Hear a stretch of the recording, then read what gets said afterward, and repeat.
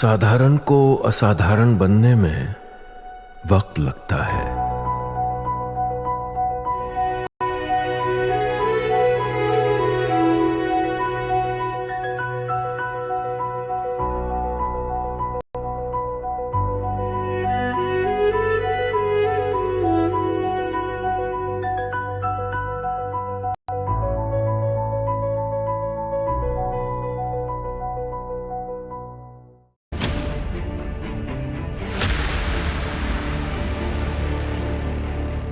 भाई, आप आतंकवादियों का धर्म देखकर दुखी मत होइए। महादेव ऑपरेशन पे मैं धन्यवाद क्यों नहीं दे रहा हूं? आखिरकार इनकाउंटर कल ही क्यों हुआ?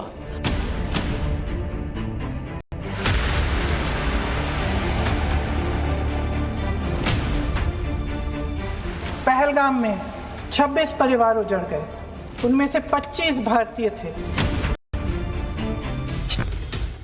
देश की संसद में ऑपरेशन सिंदूर पर बहस जारी है। अब से थोड़ी देर बाद प्रधानमंत्री मोदी संसद में ऑपरेशन सिंदूर पर बोलने भी वाले हैं, लेकिन इससे पहले आज की बहस आतंकियों और मारे गए लोगों के धर्म पर जाकर टिक गई। गृह मंत्री अमित शाह ने विपक्ष पर आतंकियों का धर्म देखकर निराश नहीं होने वाला तंज कसा, तो प्रियंका गांधी द्वारा पहलगाम हमले में मारे गए लोगों का नाम लेते समय सत्ता पक्ष से हिंदू हिंदू के नारे लगे। सवाल की क्या वोट बैंक के चलते कांग्रेस ने हमले में मारे गए हिंदुओं को हिंदू न कहकर सिर्फ भारतीय का, वो भी तब जबकि खुद पीड़ित कह चुके हैं कि आतंकियों ने धर्म पूछकर गोलियां चलाई थी। हिंदू हिंदू के नारे से कैसे संसद में गूंज हुई आपको सुनवाएंगे, लेकिन उससे पहले बात उस बड़े बदले की जिसके पूरे होने का ऐलान गृह मंत्री अमित शाह ने किया। अमित शाह ने ऑपरेशन महादेव का जिक्र कर संसद को बताया कि मारे गए तीनों आतंकी पहलगाम के हमलावर ही थे। माननीय अध्यक्ष जी, कल ऑपरेशन महादेव में सुलेमान उर्फे फैजल जट, अफगान और जिब्रान, 3 आतंकवादी सेना, सीआरपीएफ और जम्मू कश्मीर पुलिस के संयुक्त अभियान में ऑपरेशन महादेव में मारे गए। जिन्होंने बैसरन घाटी में हमारे प्रवासियों को, नागरिकों को मारा था, ये तीनों आतंकवादी ये थे और तीनों मारे गए।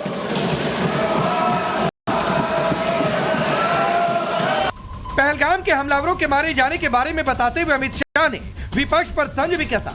दरअसल इसी समय अखिलेश यादव कुछ बोलने के लिए खड़े हुए, तो अमित शाह ने उन्हें रोकते हुए तंज कस दिया कि आतंकियों का धर्म देखकर दुखी मत हुई।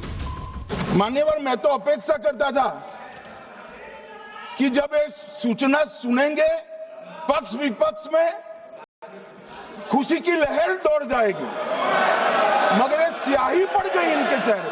ये क्या है मान्यवर, इस तरह की पॉलिटिक्स? भाई, आतंकवादी मारे गए, आपको इसका भी आनंद नहीं है?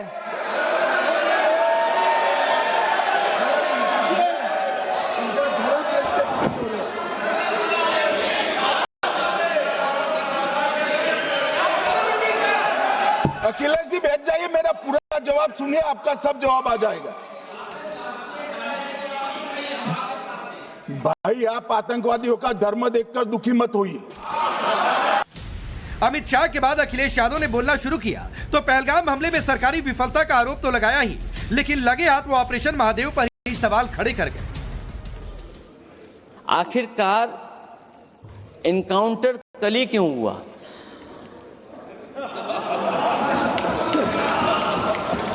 और अध्यक्ष महोदय, फिर वही बात मैं दोहराऊं जिसकी वजह से पहलगाम हुआ, जिसकी वजह से पुलवामा हुआ।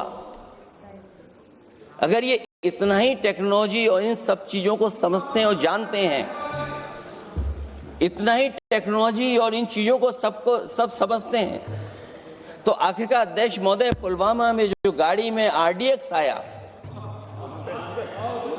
वो गाड़ी आज तक क्यों नहीं पकड़ी गई? तो सवाल है कि विपक्ष के लिए ज्यादा महत्वपूर्ण क्या है, पहलगाम के आतंकियों का ऑपरेशन महादेव से हिसाब, या फिर सियासत और वोट बैंक के लिए इसकी टाइमिंग पर सवाल खड़े करना? वोट बैंक की सियासत इसके आगे भी बढ़ी जब प्रियंका गांधी बोलने के लिए खड़ी हुई। प्रियंका गांधी ने भाषण के आखिरी में पहलगाम हमले में 25 भारतीयों के मारे जाने का जिक्र किया। सत्ता पक्ष ने कहा कि हिंदू मारे गए।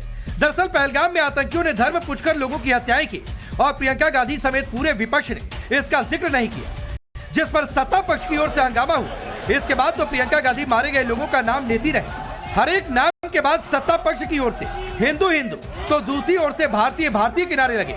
सुनिए। उस दिन पहलगाम में 26 परिवार उजड़ गए। 26 लोगों को अपने परिवार के सदस्य के सामने मारा गया। 26 बेटे, पति, पिता गुजर गए। उनमें से 25 भारतीय थे। भारतीय थे। समीर गुहा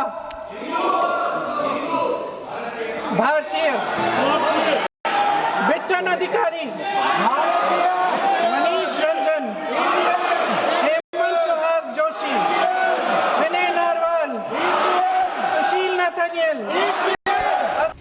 ये सच है कि पहलगाम में भारतीय मारे गए, लेकिन उतना ही सच ये भी है कि आतंकियों ने धर्म पूछकर सिर्फ हिंदुओं को ही टारगेट किया। तो सवाल है कि प्रियंका गांधी हिंदू शब्द से क्यों परहेज करती रही?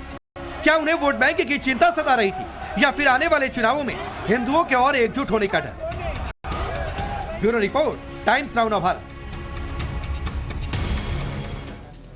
तो चलिए आपने ये रिपोर्ट देखी। आपका परिचय मैं पहले आज के मेहमानों से करवाता हूं। शिवम त्यागी भारतीय जनता पार्टी के नेता और राष्ट्रीय प्रवक्ता, एयर वाइस मार्शल पीके श्रीवास्तव सर हमारे साथ स्टूडियो में मौजूद हैं। चंद्रमोहन शर्मा जी कांग्रेस पार्टी के नेता, बादल देवनाथ जी पॉलिटिकल एनालिस्ट के तौर पर टीएमसी को सपोर्ट करते हैं, और आदिल हसन एमआईएम के नेता और प्रवक्ता। आप सभी का बहुत बहुत स्वागत है। शुरुआत मैं पीके श्रीवास्तव सर आपसे करता हूं, और इसलिए कि आप एक इंडिपेंडेंट एनआईटी और सबसे बड़ी बात है भारतीय सेना के पूर्व अधिकारी। पहलगाम हमले के आतंकी और आका दोनों मारे गए, और जो तस्वीरें हमने दिखाई कैसे उनके चीथड़े उड़ गए हैं, वो तस्वीरें देश देख रहा है।